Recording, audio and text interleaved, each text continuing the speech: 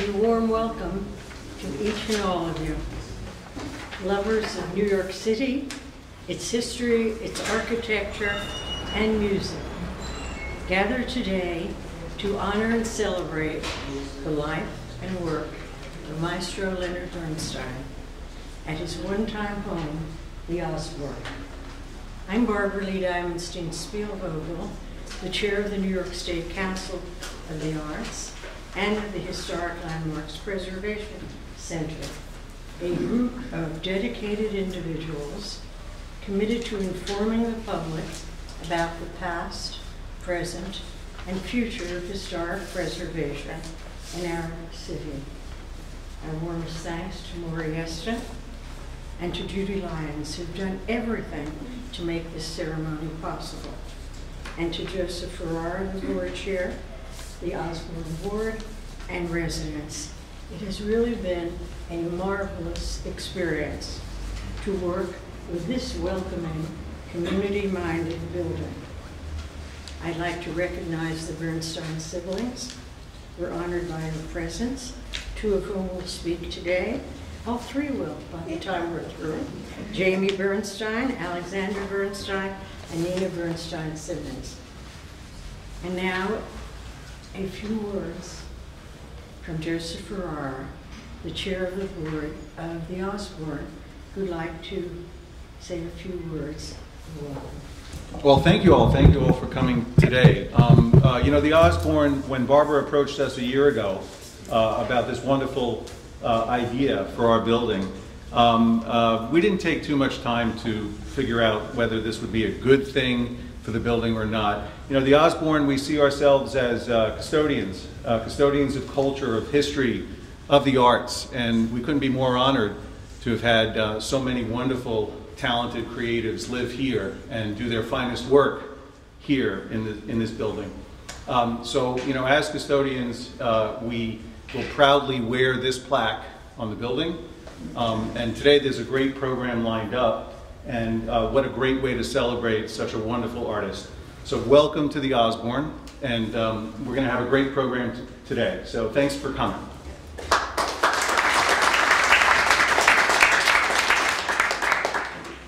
Thank you, Joseph. Leonard Bernstein was born in Lawrence, Massachusetts, to Ukrainian Jewish immigrant parents. He attended the Garrison and Boston Latin schools. He was graduated cum laude from Harvard in 1939, where he studied composition and entered the field of aspiring conductors. Turned down by Julio when he missed an application deadline, Bernstein studied piano, orchestration, and conducting with Maestro Fritz Reiner at the Curtis Institute in Philadelphia from 1939 to 1941. While at Tanglewood in the summer of 1940, he studied with Serge Koussevitzky, whose flamboyant style on the podium was clearly a model for Bernstein. Koussevitzky was renowned throughout his career for his vigor and exuberance. In 1943, Bernstein was appointed to his first permanent conducting post, assistant conductor of the New York Philharmonic, where he debuted as conductor with less than 24 hours notice and no rehearsal, as a substitute for Bruno Wolf at Carnegie Hall. Literally an overnight sensation. In 1944, he signed his first recording contract, conducted the premiere of his and Jerome Robbins' ballet, Fancy Free, in 1944, appeared at the Hollywood Bowl, and saw his musical, On the Town, open on Broadway. He was the Philharmonic's youngest ever music director from 1958 to 1969. He led the orchestra in 1,246 performances, made more than half of his 400+ recordings with them, and was named to the lifetime title of Laureate Conductor. Highly influential in revitalizing general interest in classical music, he served as guest conductor for many major symphonies, including the Berlin Philharmonic and the Vienna Philharmonic. From his days as a college student at work on the musical The Cradle Will Rock, to his lifetime and very visible position against racism and gender discrimination, to his 1987 participation at the legendary Music for Life concert to benefit the fight against AIDS. They were clearly partisan and considered leftist. No doubt they spurred his interest in education and popular media. He taught at Brandeis University from 1952 to 1957 and founded the Festival of the Creative Arts at Brandeis. He also taught at Tanglewood and was the first conductor, and I'm sure all of you have heard or remember, to give a series of television lectures on classical music. His 53 televised young people's concerts created new and enthusiastic generations of music lovers. Bernstein's work included symphonic and orchestral music, ballet, film and theater music, choral works, opera, chamber music, and pieces for the piano. He published his first composition, Sonata for Clarinet and Piano, in 1942, and continued working with lyrical expressiveness until his death, always seeking new channels of expression.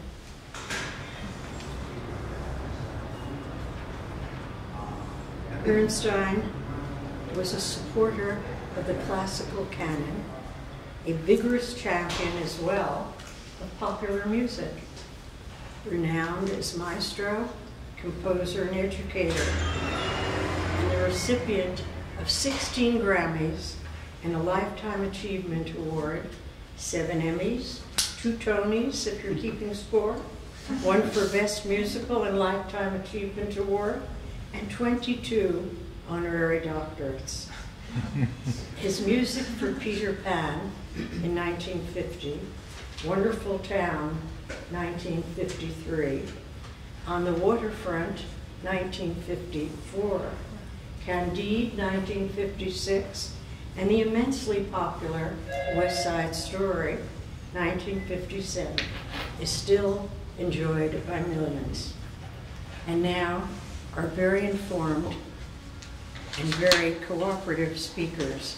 We'll start with Barbara Haws, the New York Philharmonic's archivist and historian since 1984. In 1995, she became the executive producer of the Philharmonic's special edition record label, which released the 10 CD set Bernstein Live. She co-authored with Leonard Bernstein the 2008 book, Leonard Bernstein, American Original. Please come forward, Barbara Haws, and thank you for being here.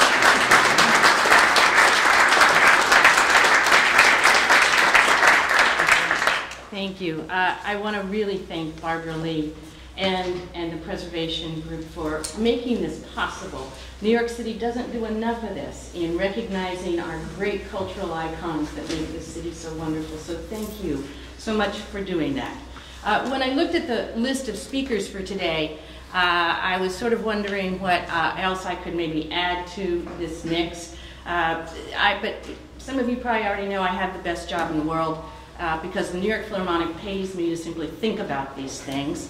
Rarely do we get that opportunity. And so I thought I'd think about looking at Leonard Bernstein in a slightly different way in terms of his relationship with the New York Philharmonic. As you all know, Leonard Bernstein revolutionized the relationship between the conductor and the players. He was demanding, but not dictatorial. He did not believe in shaming or suffering to get the results he wanted, as some of his predecessors had done. He believed in inspiring, explaining, teaching, and above all, he believed in love to get his remarkable musical results. No group experienced this new conductor-player dynamic more than the New York Philharmonic. He conducted the orchestra, as Barbaralee mentioned, 1,247 performances, more than anyone before or since. With rehearsals and recording sessions, I calculate that he appeared before the New York Players nearly 5,000 times. The physical manifestation of his love for musicians was expressed in great bear hugs. So by my further calculations, I estimate that Lenny dispatched nearly 500,000 of these. Have I earned my salary? 500,000 of these on Philharmonic musicians. And I'm going to go out on a limb even further and claim that the New York Philharmonic is the most loved orchestra in the world, and it's due to Leonard Bernstein personally. Of course, it is the music making that is his real achievement, and which others today can attest to better than I can. But I do think his huge hugs played a major role in our success. Upon retiring as music director in 1969, at the ceremony where he was named laureate conductor, Lenny said, "It's been a family association in many ways. And even though faces change, the entity, the totality of the New York Philharmonic remains solid. And I remain bound to it by mysterious cords, which tie me to the orchestra as long as I live. In some funny spiritual sense, they will always be my orchestra, no matter who else's orchestra they may be." And today, the New York Philharmonic still feels that same love as well. This is a wonderful recognition of this home, and I want to thank you all for including me.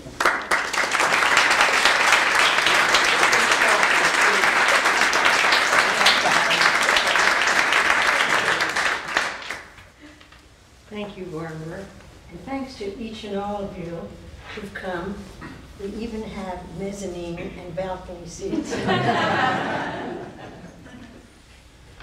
Born in Argentina, Louis de Almeida began as an actor, performing in the Cambridge Shakespeare Festival alongside the young and gifted actress Felicia Montenegro. She later arranged a sublet, where else? In the Osborne, for Lou, where he became a part of the Bernstein extended family, and a squash teacher to the maestro. Louis de Almeida was one of the Bernstein's oldest friends. He has enjoyed careers in show business, supermarkets, trucking, and liquor distribution, and real estate development.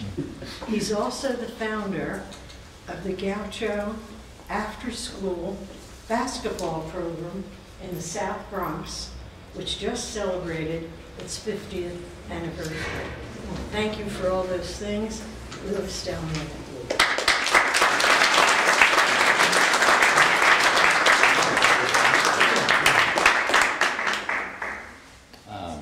Unaccustomed as I am to public speaking, not more than 30 minutes. But anyway, I have lived in this fabulous building for close to 60 years. And it's due to Felicia, who I was in this theater summer production in Cambridge at Harvard. She insisted, she said, "Where are you going to live when you get to New York?" I was still in college. And I said, "I don't know." She said, "Well, I'll get you an apartment in my building." And it's interesting because I came from, between Lenny and Felicia, I always remember, it was funny, Lenny used to always say to me, "You know, Felicia thinks you're her friend." And then Felicia would say, "You know, Luis, I'm your friend. And Lenny's not. But anyway, they were just, look, I was part of their family, and they're those two dreadful kids they brought up. And it was just such an honor. And I could talk about a lot of other things, but the thing that I think Lenny would most like me to talk about is squash. Because after I graduated from Yale, and believe me, when I went to Yale from Argentina, I didn't know Yale from jail, didn't mean anything to me, but I went there because I was a swimmer in Argentina in the Junior Olympics, and the American Olympic swimming coach was the coach at Yale. So that's why I wanted to go to Yale. And that's why, as I say, I was the last guy in my class to get a diploma, which means that, you know, 80 guys got a diploma and the other 200 got certificates of completion. But that's why I tell people often, they say, how did you do at Yale? I always say, well, I was in the top 99% of my class. And they say, great. But anyway, Lenny and squash, I mean, really, he just, when I came to New York, I joined the Yale Club. I didn't know, I was always a jock, so what was I going to do at Yale? There was a tiny little bathtub pool.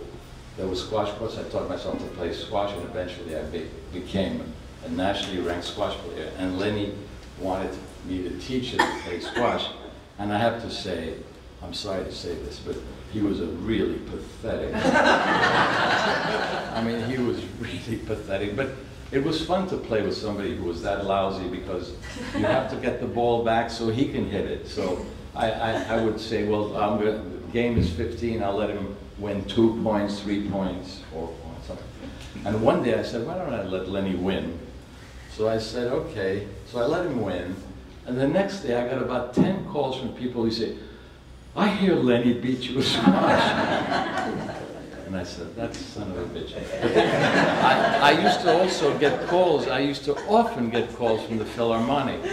And I would get calls saying, hey Lou, I know Lenny's playing squash with you. Please don't play 2 sessions because, you know, the whole fucking orchestra is here waiting and we're paying him. And Lenny walks in afterwards, and Lenny used to say, I used to love to walk in because I always felt so good.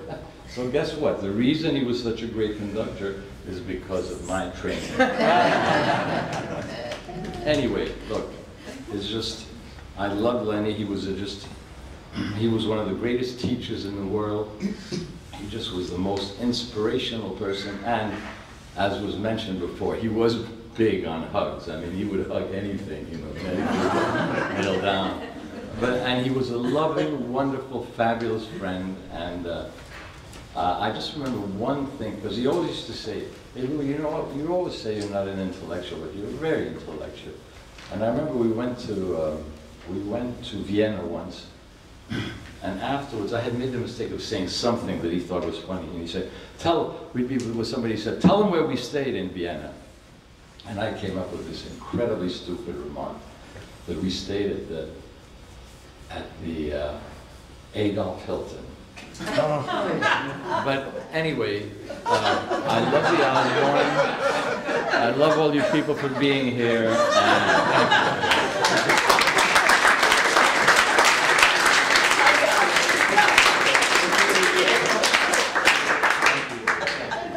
I had planned to give you a hug, but I see Chita still. Two-time Tony Award-winning and Dramatist, award-winning composer, lyricist, author, educator, without whom today would not be possible, Maury Yeston moves easily between the worlds of theater, film, and academia. He earned a doctorate from Yale, as well as BA and MA degrees from Yale and Cambridge. A former associate professor and director of undergraduate music studies at Yale for 8 years. Yeston served as director of the BMI Music Theater Advanced Workshop for over 20 years, and he is the best ambassador, if I may, that this building could possibly be. Thank you, Maury. Thank you.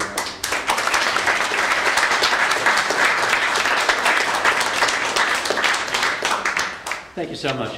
Before I start my 5 minutes, Barbaralee Diamonstein-Spielvogel is the magnificent woman at the center of the entire world of historic preservation, the arts.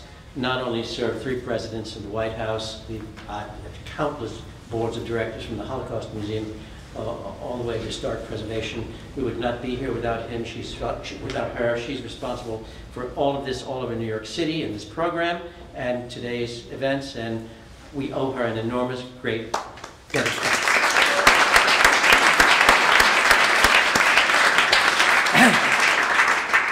I thought I'd talk a bit more about our honoree, about whom it's almost impossible to even approach anything complete. It seems an impossible task to try to synthesize 72 years of Leonard Bernstein's life and his prodigious contribution to the world in 5 minutes. But I'm going to try.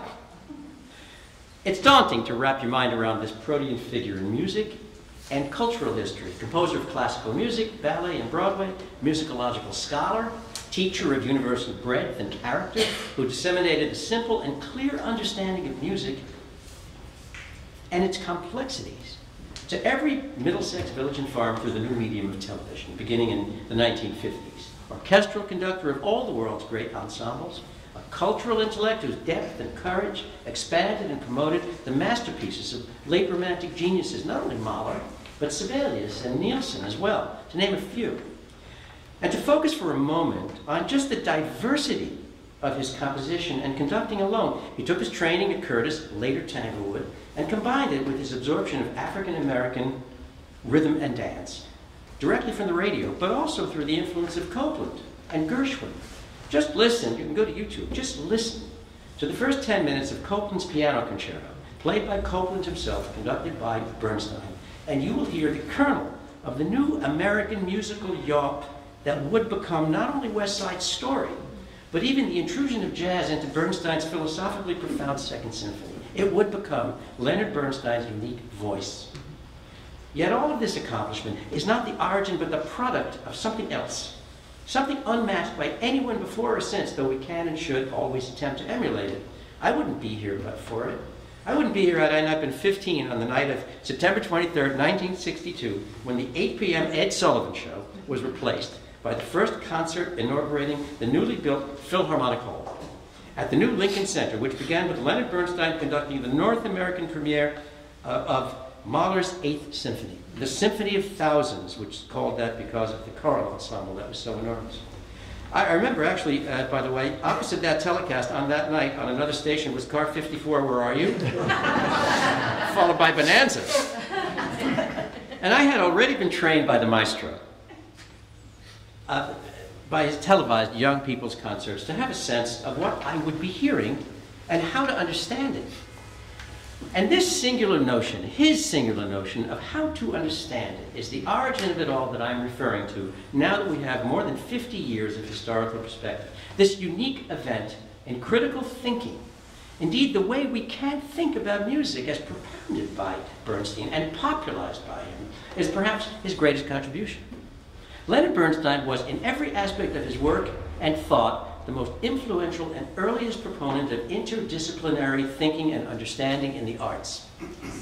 His cultural references, indeed the content of his work, absorbed the philosophy of Voltaire and Candide, the poetry of Auden, whose poem, The Age of Anxiety, lent its title to Bernstein's Second Symphony, even the painting of Hopper, whose masterpiece entitled Nighthawks, that's the late-night diner on the corner, was part of the composer's initial inspiration for the tone of that symphony. In all of this, Bernstein was reaching back to the man who started it all, Beethoven, who created a profound romantic symphonic form that had for the first time an implicit extra-musical literary and philosophical content. His ninth was about freedom. The words to the Ode to Joy, Freude, schöne Götterfunken, joy, beautiful spark of the gods, were originally a different line by Schiller. Freiheit, schöne Götterfunken, freedom, spark of the gods. As a child of the Enlightenment and the French and American revolutions, how could Beethoven not have written a symphony about it? Bernstein dramatically showed us that the century following Beethoven and the output of the subsequent great and especially late Romantic symphonists continued this tradition. He showed us that great music could have an implicit great message, expressed in purely musical terms alone. And to this, we must add one more thing, the most inspirational for me, musical theater. Musical theater is a uniquely optimistic form, one of the things that make it most attractively American. A man hasn't got a penny in his pocket. He doesn't complain. Instead, he sings, "If I were a rich man," and dreams of something better. Cinderella, sitting alone near the cinders of the hearth, her stepsisters off at the ball, doesn't descend into melancholy. She sings instead, "My own little corner of the world." Leonard Bernstein taught us to hope. With all the troubles we may have, I still like to be an American. So did he. Not surprising that he chose to live here in the Osborne, with a lobby he could walk through every day. Just look at it. Stravinsky famously said, "Architecture is frozen music." Imagine what this orchestration of colors and shapes, this clash of counter rhythms and repeated motifs might sound like in the musical mind. And it's over the top, in a good way, just like Bernstein's music, the echoes of which I can hear every day as I walk through this glorious chamber. Thanks a lot.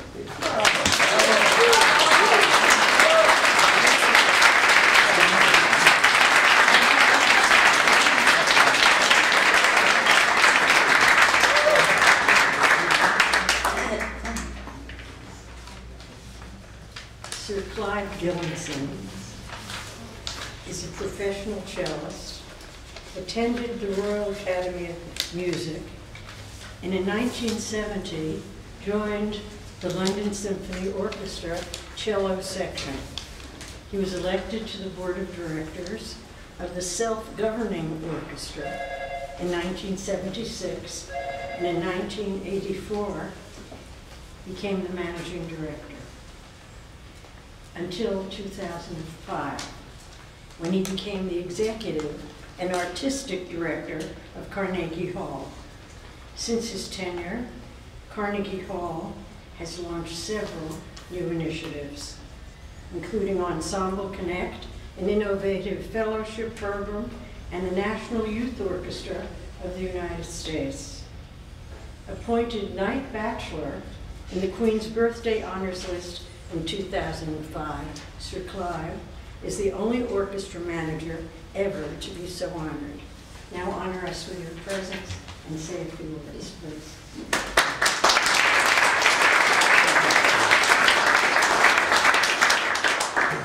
Thanks, Barbaralee, and it's a huge honor to be here, particularly since, you know, when I think, if you'll listen to the dates in Barbaralee's introduction, I've been around in music for quite a long time, and within that time, there is one person who's towered over everybody else in my musical life, and that is Lenny. In so many ways. I was lucky enough in my early days as a cellist in the London Symphony to play with him conducting, including the Ely Cathedral Mahler II, and then later on, we in fact brought him to the London Symphony Orchestra as president in 1986 after I'd become manager. And we did a big festival around Lenny. We also did the hugely, well, lots of things happened, Candide, you know, when he and amongst everybody else on the cast got the royal flu, which the Queen had, you know, given everybody else to share. But I think the main thing is, you know, for me, he embodied everything I believe in and care about in music. I mean, not only was he by far the greatest conductor, and he stands alone really as great conductors that I've ever worked with, both as a player and as a manager, but also, I mean, as a composer, truly extraordinary composer in so many ways. And I mean, interestingly enough, it runs throughout our family. For everybody, including myself, West Side Story is the greatest musical ever written. You know, and just for that alone, he would be a towering presence in music. That was only a tiny part of what he did. So the greatest conductor, the most extraordinary composer in many ways, educator, I think, again, the greatest educator any of us in the world of music have ever known. I mean, obviously the young people's concerts at, first at Carnegie Hall, and I'm not going into his history at Carnegie Hall because Barbara and Barbaralee have really touched on that, but I mean, his debut there, I mean, so much of his life in music was there, and he even lived there for a while before coming to the Osborne. But really just to touch on one or two episodes that I think embodied who he was. And the first one is, I was having dinner with Daniel Barbaralee, who is one of the giants of our age anyway, a little while ago. And we were talking about Bruckner 8, which Daniel was conducting. And Daniel started talking about the time when he was having dinner with Lenny.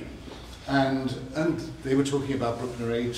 For Daniel, it's one of the great pieces. And Lenny said, well, I actually don't think it's his best work. I don't think it's a great piece. I don't actually really conduct it because I don't believe in it. And they started discussing it. And Lenny just walked over to the piano and played all the way through the first movement on the piano, pointing out every bit where he, he felt there was something that could have been different or whatever. And Daniel said, he just could not believe this. He was totally in awe of an artist who would know a piece inside out that he didn't even want to conduct. Most people don't even know it that well when they do conduct it. I mean, the other thing that I think embodied so much of Lenny and so much that mattered was with the London Symphony Orchestra, and this was as manager, in 1990 we set up with Lenny the Pacific Music Festival in Japan, which was really a tanglewood for the Far East.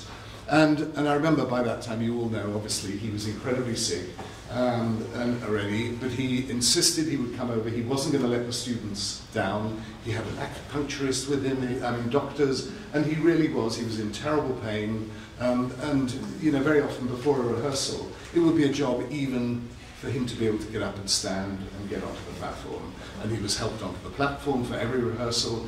Everybody was saying, you must go home, you must get treatment.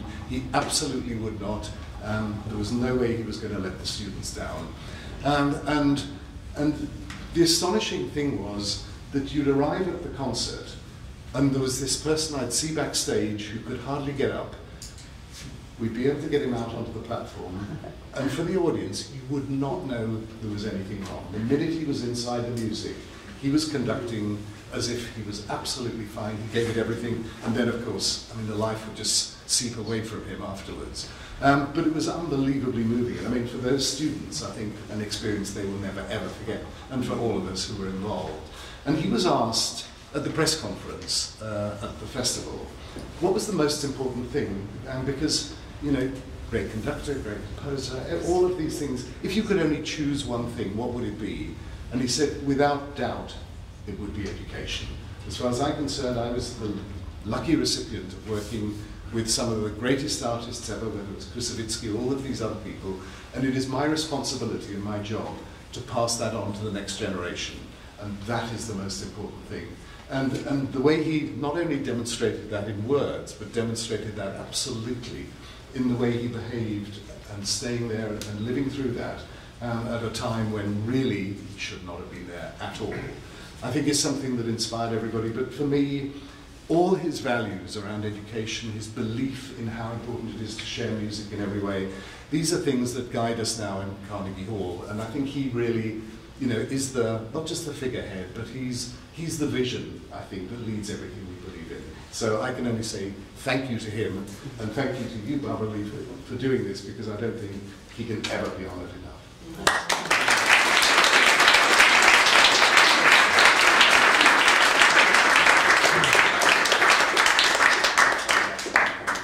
Since 1950, the theatrical producer and director, Harold L. Prince, has dedicated his life to theater.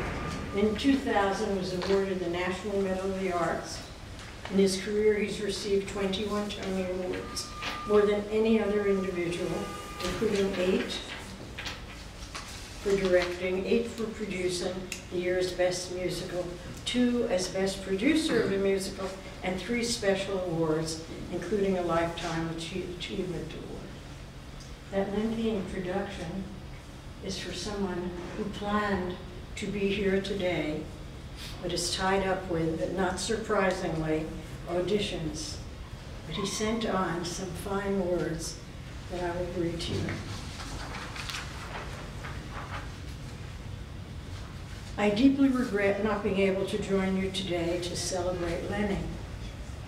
I had the good fortune to meet him when I stage managed a wonderful town. And not too many years later, we did West Side Story, and then I directed a new version of Candide. But that's more about me than Lenny, so let's get to Lenny.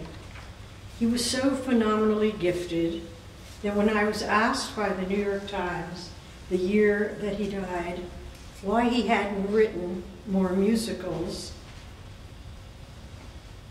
I replied, quote, because he had too much talent in too many areas, end of quote. And as far as I could see, he never stopped working. He was the most exciting conductor to watch.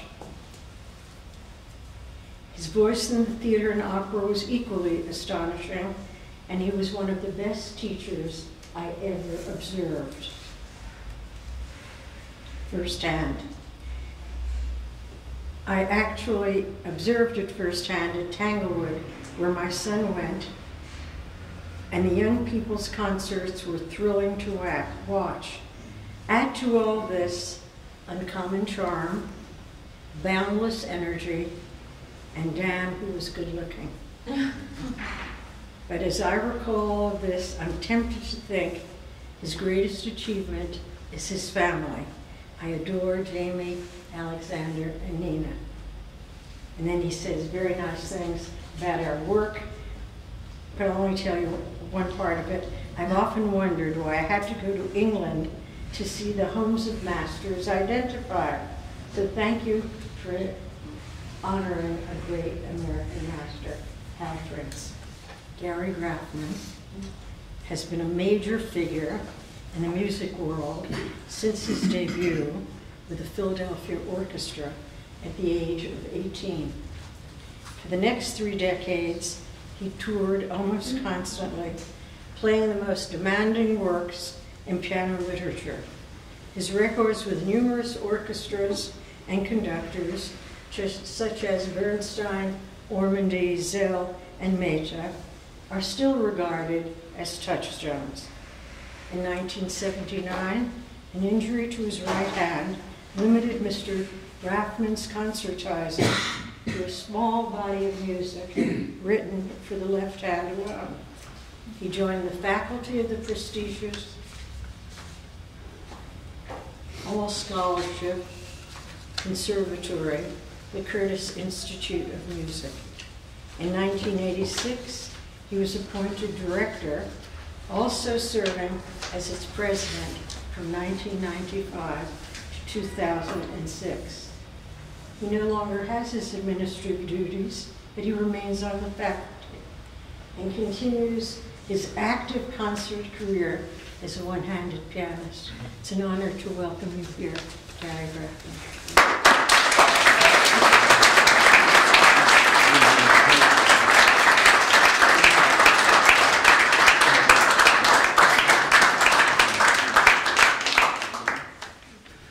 Celebrating Leonard Bernstein is a little like celebrating the George Washington Bridge. But now that the Osborne has the honor of receiving this medallion, commemorating the maestro's years in residence here, I've been told that a few words would be appropriate. I hope these will do. First of all, I must confess that the Osborne wasn't big enough for both of us. Just about when the Graffmans moved in, the Bernsteins moved out. And to the east side yet. However, they eventually discovered the error, their ways, and returned to the right side, or left if you prefer, of the park. And holed up at the Dakota, imitation Osborne.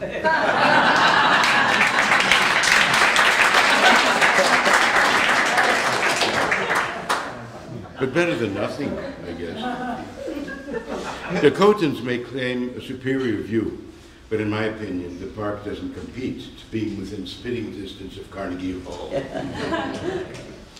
This location was, in any case, particularly handy for Lenny, as practically everyone called him, as he was then the conductor of the New York Philharmonic, which rehearsed and played its 4 weekly concerts in Carnegie Hall, as if any millennials are listening, There was no Lincoln Center then, but that's a whole other story. Although Lenny was born and raised in Massachusetts and became one of the 20th century's most peripatetic performers, I had the feeling he considered himself a New Yorker, though his education was mostly elsewhere. After Harvard, he studied conducting with Fritz Reiner at Philadelphia's Curtis Institute, where he also worked on his piano playing with Madame Isabel Vengerova, whom he called behind her back, or he never would have survived, Madame Tyrannosaurus. I first met Lenny when we were both students of Madame Tyrannosaurus. Although Lenny was, I knew, over 20, and I was around 10, he treated me as a grown-up. But Lenny's real education came at Tanglewood, where he became Kusevitsky's most beloved protege. Kusevitsky was the conductor of the Boston Symphony and a greatly revered and influential personage. They really loved each other. And I believe that the only thing that marred their friendship was Lenny's steadfast refusal to change his name to something more palatable to Boston Symphony audiences. Kusevitsky suggested Burns with an E, or even better, Burns with a U.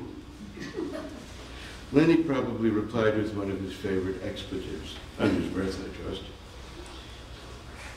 I hope the Bernsteins enjoy their time at the Osborne. I only regret that our residence did not converge, because I then could have had the pleasure of hearing his music as it was being born.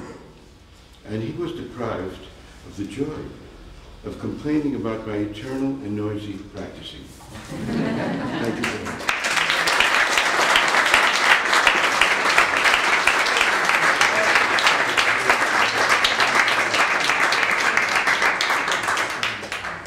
The versatile actress, singer, and dancer, Chita Rivera, has won 2 Tony Awards as Best Leading Actress in a Musical and received 8 additional Tony nominations. Her electric performance as Anita in the original Broadway production of West Side Story brought her stardom.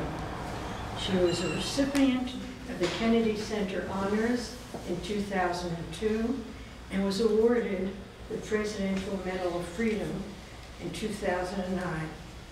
She will give her own announcement, but will appear at the Cafe Carlisle for a limited engagement later this month, so you can hear her sing as well as talk. Welcome, Chita Rivera.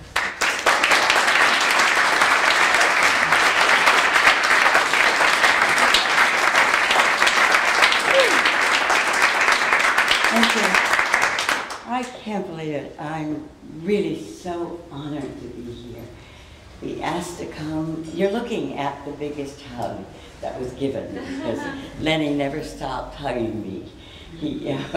And we kissed and we hugged and we just adored each other. It was in West Side, that was a time none of us thought we could sing, we could even speak. Dancers danced, singers sang, actors acted. And so I was called by Lenny to come up to, by the way, I'm one of 20 of us that are left of the original West Side Story. This is the 60th, did I say it? The 60th anniversary of West Side Story. I can't believe it. I mean, when the 50th happened, I said, I can't believe I've been living the life of a 35-year-old woman all these years. I never realized how old I was. But, so I had 7 auditions for West Side, and when I had to sing in front of Lenny, I chose, because we didn't sing very much, I chose My Man's Gone Now from Porgy and Bess. Can you believe this voice has the audacity to try to sing that song? And I looked up and Lenny was hysterical. He was just laughing his head off. And I'm saying to myself, is he laughing at me or is he just proud that I had the guts to do it? And he was laughing at me. He asked me, he loved it so much, he asked me to do it again. And I just did it, but I got the job at that point. It was Kenny Leroy that we were all matched up with the right people. When we rehearsed, well, when I was asked to come and sing for Lenny the second time, it was right here at the Osborne. And so I rang the buzzer and at the door, and this magnificent creature opens the door, handsome and inviting, and just so, I felt so confident when I walked in there. And he takes me and sits me down at the piano, and I'm sitting right next to Lenny, and all of a sudden this little angel on my shoulder says, and I am literally shaking, you are sitting next to Leonard Bernstein, Chita, and at the other side said, please, whatever you do, don't throw up all over his piano. Which I did not, thank God. But got the job, and as someone said this afternoon, his music, as we had wonderful lyrics, but his music expressed absolutely everything that we had. Dancers are used to dancing anyhow. We are actors. We do tell a story through our bodies. But Lenny's music to this day, and I still do America, and I'll be doing it at the Carlisle, I'll be doing A Boy Like That. He lives in me. I am whatever I am because Lenny assisted in my soul. He's still there. So I remember one time, let me just tell you this, you know how exuberant he was with all this energy, and he wanted you to grab it and use it. We were doing the quintet, and he was in the pit, standing on a chair, and he was just pulling it out of us, and he was taking it from everywhere, and all of a sudden he disappeared, and we didn't know where he was. But he was so exuberant and so excited that he stomped his feet and fell straight through the chair. He just disappeared out of sight. Well, that gave us a moment of relief. We just sort of laughed. But I just want to tell you that I'm thrilled to be here, as I said before, and I did West Side Story. I was one of the blessed people that was chosen for that original company. It still lives so vibrantly today, and I am so proud that I'm amongst you who knew him so well.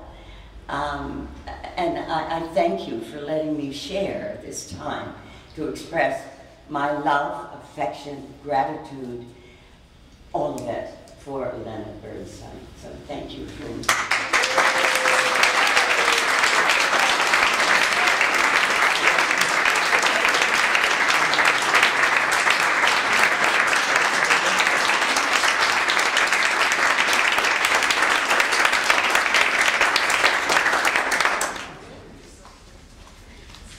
Stanley Drucker began clarinet studies at age 10 with Leon Rossino, his principal teacher, and later attended New York City's public high school, the High School of Music and Art, and the all-scholarship Curtis Institute of Music. He was appointed principal clarinetist of the Indianapolis Symphony Orchestra at age 16, of the Adolph Busch Chamber Players at age 17, and of the Buffalo Philharmonic at age 18. At the conclusion of the 2008-2009 season of the New York Philharmonic, he celebrated a record 60 years as a member of the orchestra, 48 years as principal clarinetist. He was appointed an honorary member, the first orchestral member ever to be so honored. The Philharmonic estimates that he's performed in over 10,200 concerts, approximately 70% of the total number of their concerts since 1842. Over and over again, Stanley Drucker was Leonard Bernstein's favorite musician. You will hear why in a moment. A musical legend, Stanley Drucker.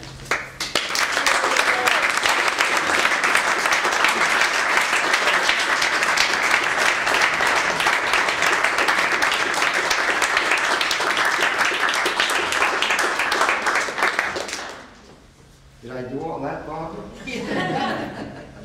I'm really honored to be here. And it's difficult to follow some of you, you know. I'm not so good with the public speaking, but I wanted to say that I was privileged to have played in what was that number, 1,000 something, rehearsals and concerts 5,000. that Leonard Bernstein conducted. I played in every one of those. So I do have a pretty full memory bank. You know, there was some terrific events all over the world, and all of the recordings and TV that just were so exciting at the time. Let me tell you just quickly, I'm going to just speak for 2 minutes.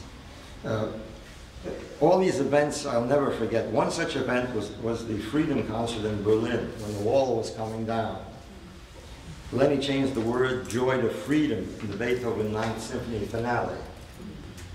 Very moving. And somebody also mentioned that they got the flu from the Queen. No. and everybody did have the flu that particular week. Another one for me, personally, was performing the world premiere in New York City of the John Corigliano Clarinet Concerto, which is dedicated to Lenny and Stanley. You know, I could go on and on and on, but I won't. The Osborne with historic medallion to Leonard Bernstein will forever be part of his remarkable legacy. Thank you, everybody.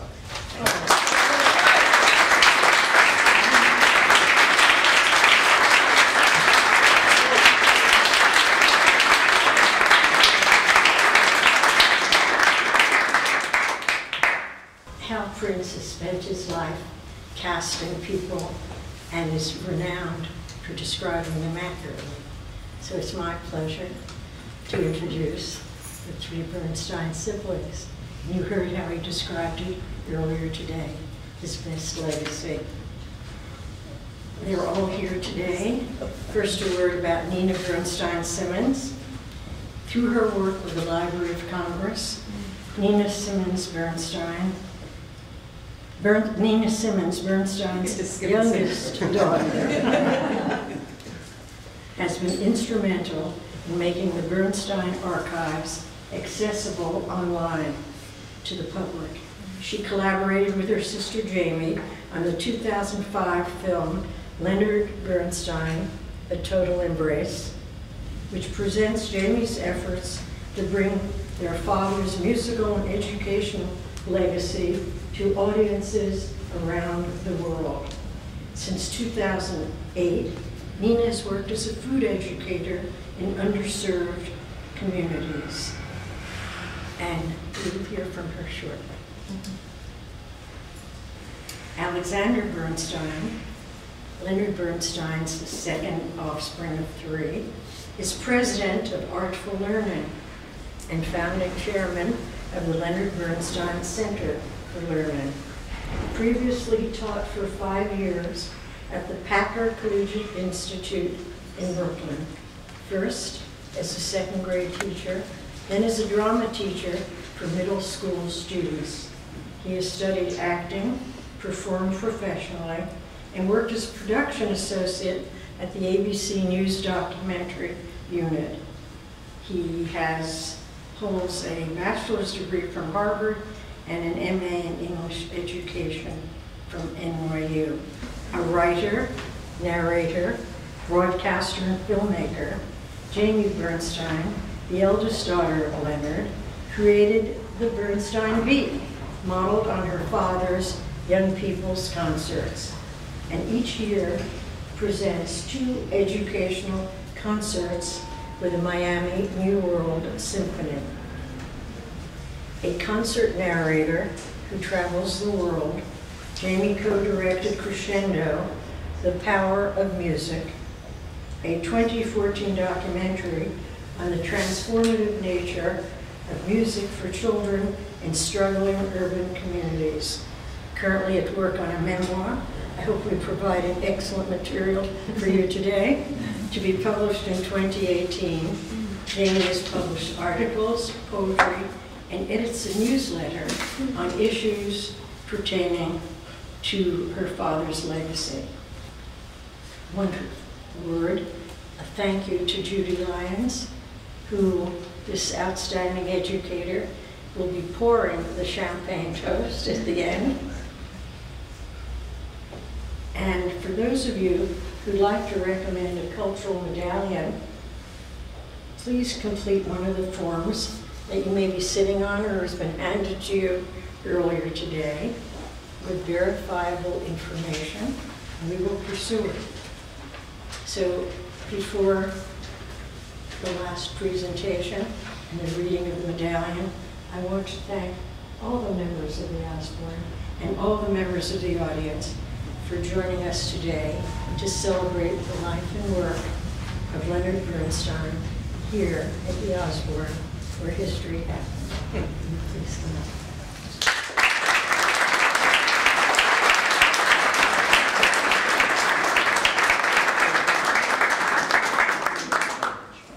To be in this lobby is just so moving.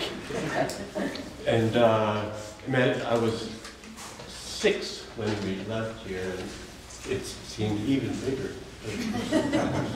It's just magnificent cathedral. I just want to thank Barbaralee and the Historical Landmarks people for putting this together. This is really an extraordinary event, and everybody who spoke.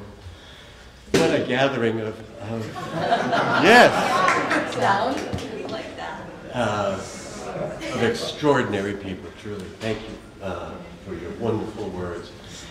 My father would be so excited that you are here and that this honor is going to be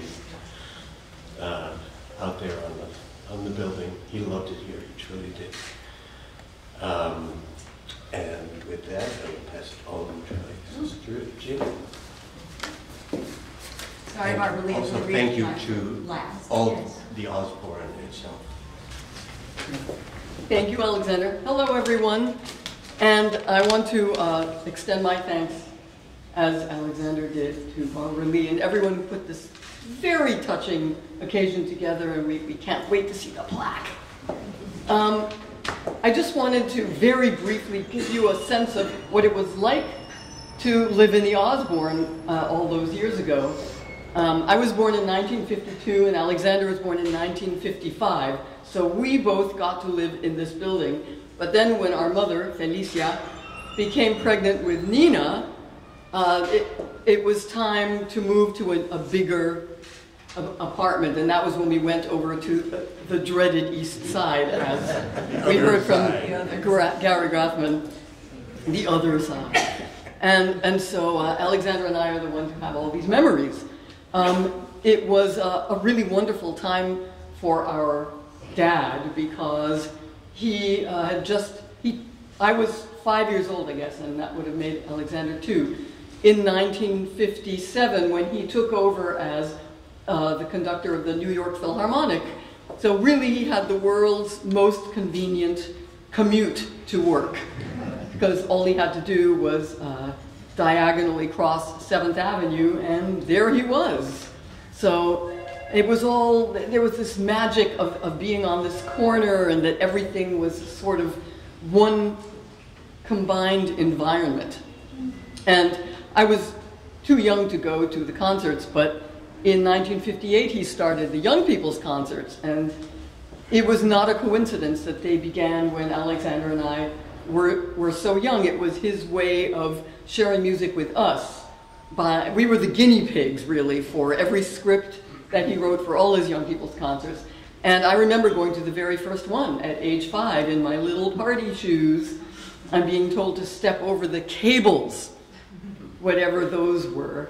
But it was explained to me that it was those anaconda-sized, black wires that were snaking all the way through Carnegie Hall to connect the TV cameras to the trucks outside and everything. So I was there when he first played, the William Tell Overture, and then asked everyone in the audience, you know what that is? Everybody said, the Lone Ranger. I said, yeah, that's what my daughter Jamie said.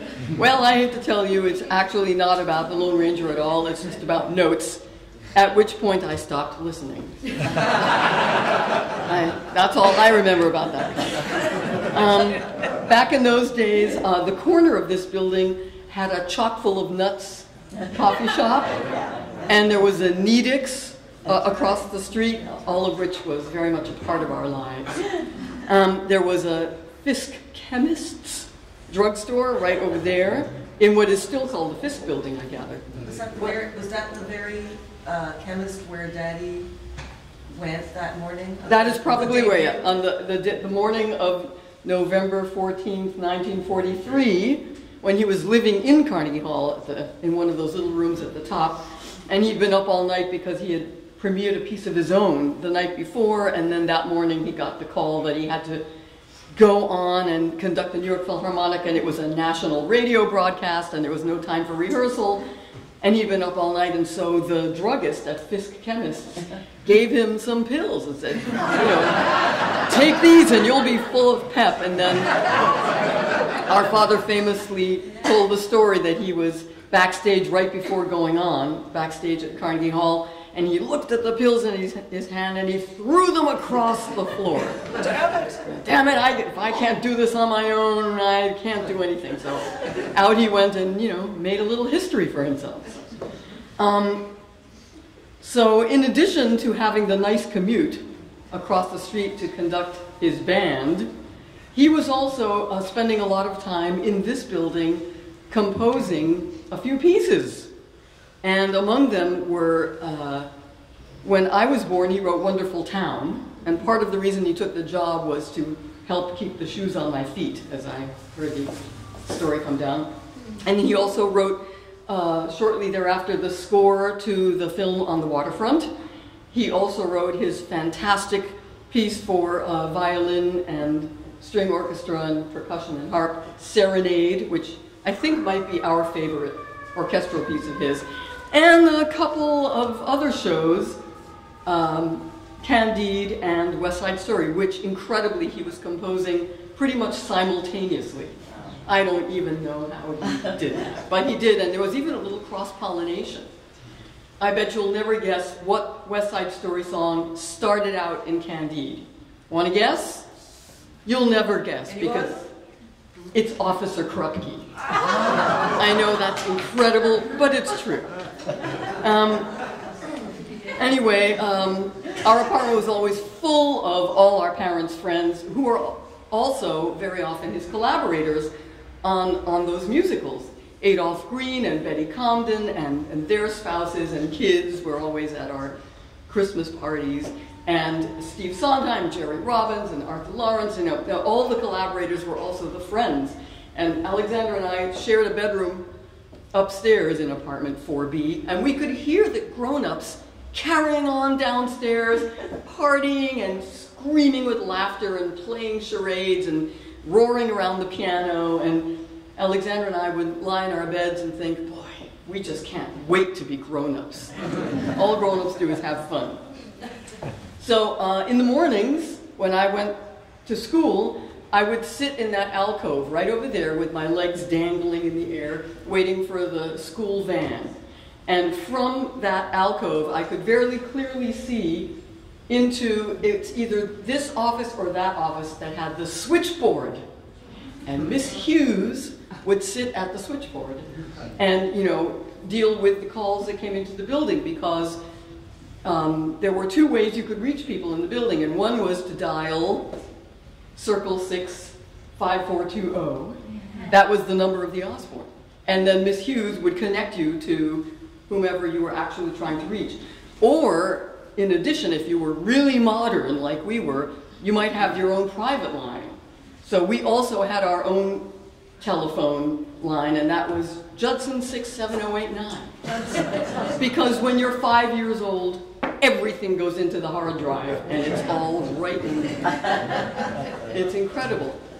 It's very interesting that Apartment 4B has had a very interesting succession of owners who came after we did. I believe the actor Larry Blyden bought it from us. And I don't know who came after Larry Blyden. Maybe somebody here who lived, Louis, do you know who else lived in our apartment after Larry Blyden? Bobby Short. Bobby Short, right, Bobby Short. And quite recently, it was acquired by our very good friend, Adam Gettle, who is himself a composer and the grandson of Richard Rodgers.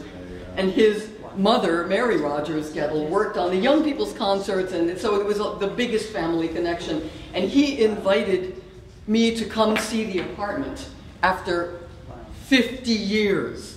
So you can imagine the impact of seeing that apartment 4B after all those years, and much of it was the same. And then he recently sold it to the actress Jessica Chastain, I found out. So apartment 4B is like a sort of superstar apartment. And we're just thrilled to be back in the building.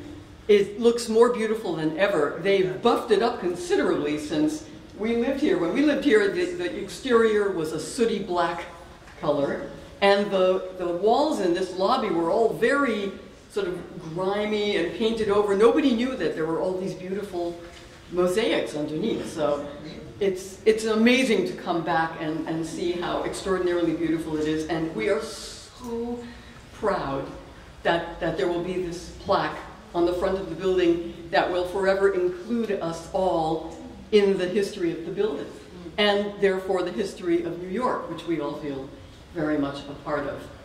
So now I'm going to turn it over to our sister Nina, who will tell you all what the plaque says.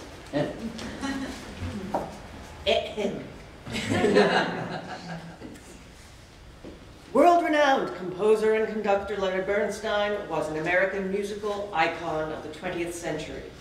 He turned millions of viewers into music lovers through his televised young people's concerts with the New York Philharmonic, establishing him as a leading educator. Bernstein's orchestral and choral compositions include 3 symphonies, Jeremiah, Age of Anxiety, and Kaddish, Serenade, Jitzer Stams, Mass, and many others. His works for the Broadway stage include On the Town, Wonderful Town, Candide, and the immensely popular West Side Story. Bernstein also wrote 3 major ballets, Fancy Free, Facsimile, and Dybbuk, and the score to the film On the Waterfront. Bernstein's copious audio and video recordings, numerous books, and lifelong outspoken views on human rights, together with his music, comprise his profound and lasting cultural and humanitarian legacy. That's quite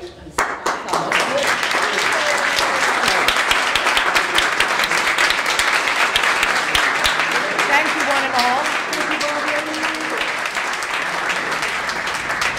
Thank you all for being here today.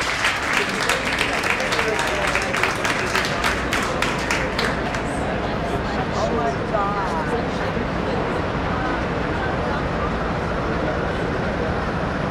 We're going to make a toast to the wonderful Leonard Bernstein on behalf of all of us here. The first person who walked out on stage and said, "I'd like to be in America," is going to give us 4 wonderful words. To Leonard Bernstein. Yay!